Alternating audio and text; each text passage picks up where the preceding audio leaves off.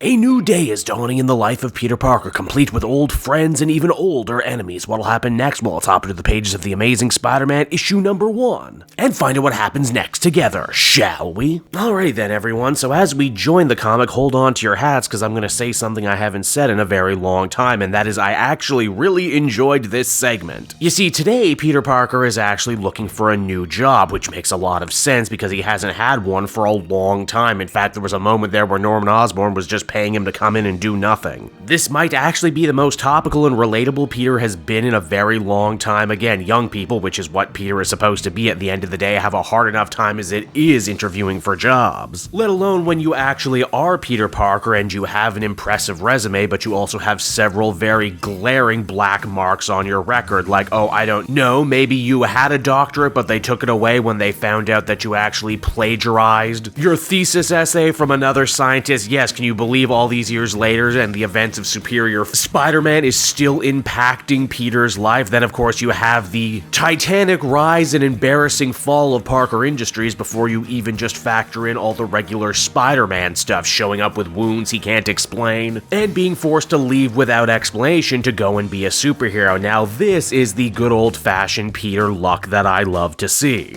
A good guy trying his best who forever seems to come up against resistance but who still tries anyway, and who doesn't blame anybody but himself. All this free time also means that Peter has the opportunity to hang out with Aunt May and help her out with all the feast goings on. Though both end up overjoyed when Peter actually does end up getting a call back about a job where, well, it seems he's going to be working at Rand Enterprises. Yeah, that's right, the place Iron Fist owns. It seems that Peter actually had an old friend within the company who put in a good word for him. No, not Danny Rand himself, like I thought, apparently a guy named Nearing. Peter knew this guy in middle school, and Aunt May absolutely hated him because he talked Peter into using his scientific know-how to help him build the greatest stink bomb their school had ever known. And as Nearing puts it, if a delinquent like him could turn his life around and get a good paying job at Rand, imagine what someone like Peter could do with all his technical know-how. Yeah, it seems like for once things are actually looking up for Peter Parker for a change, but as is often the case when he's supposed to go meet his new boss, he instead ends up getting pulled away to deal with the rampaging Rhino, who is apparently in quite a state right now, smashing up all of downtown. Now, at first I was actually going to complain about continuity inconsistencies, but for once Joe Kelly actually meets me off at the pass by having Peter in the book admit that Rhino hasn't really been a bad guy the last couple years. Hell, if you've been reading the Miles Spider-Man book, you'll know Alexi has actually fought side by side with Spider-Man, even as recently as the events of Gang War. So yeah, Rhino is not actually acting like himself right now, and this violent outburst is indeed out of character. Spider-Man goes out of his way to try and corral Alexi, and it's at this point you probably noticed the same thing I noticed, and that is Rhino hasn't actually talked this whole time before eventually a major curveball gets thrown. As during the fight, Alexi ends up having a massive heart attack, and Spider-Man has to stop the battle to save his life, which he thankfully does. Man, finally those super strength CPR classes are paying off, am I right?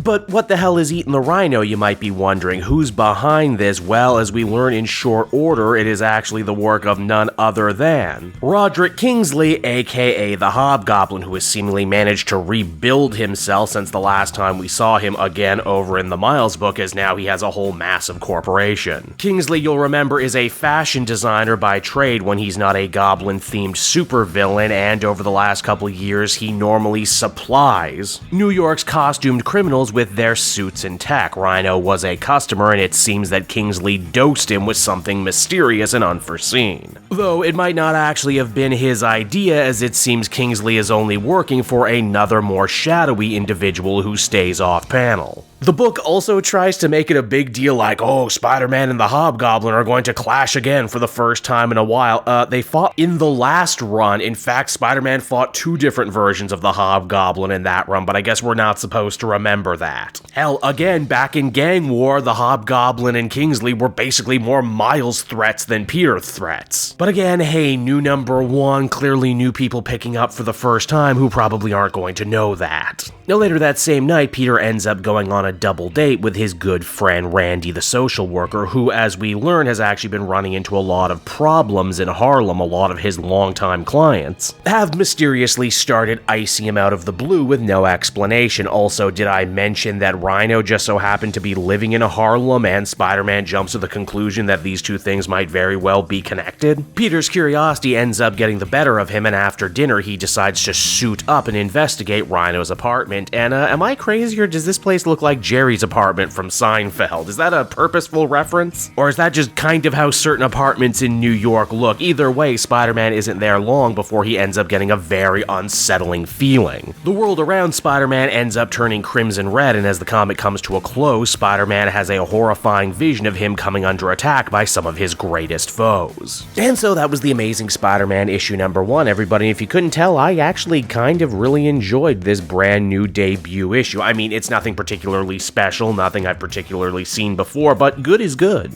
Peter actually felt likable and sympathetic in this story, with a motivation I think we can all relate to, and that is, hey, trying to find a job in a crowded market. Of course, the question becomes, how long is he going to actually work at Rand before they end up blowing up his spot there, the same way they blow up Spider-Man's spot at, well, everywhere. Joe Kelly, the writer, in interviews said that he wanted this Spider-Man to be a return to form and a back to basics, which is, you know, a nice thing to read on paper, but it's what every brand new Spider-Man writer has said the last several years. And usually what that mostly means is just trotting out famous villains for another go-round, even in the case of the Rhino and Hobgoblin, where they've actually ended up doing a lot elsewhere. But hey, you know what, for once, at least in the case of the Rhino, the book is sure to actually stick to continuity for a change and remind us that, yeah, actually, the Rhino hasn't been that bad recently. Which makes it even stranger that they don't actually extend that level of detail over to the Hobgoblin and act like this is the first time we've seen him in forever, when it isn't. For what it's worth, though, I actually did think this was a decent start, but then again, I felt that way for the last couple runs. Spider-Man with a new creative team almost always starts strong. It's only later when they end up getting into trouble and eventually hit a point of no return. Will that end up happening here for this run? I mean, historically, yes. But you know what? Let's enjoy the good times while we got them. Overall, I would actually feel comfortable giving this debut issue a 7 out of 10. And I'm actually not dreading coming back to read the second issue. I mean, thank the one above all for small miracles, I guess, huh?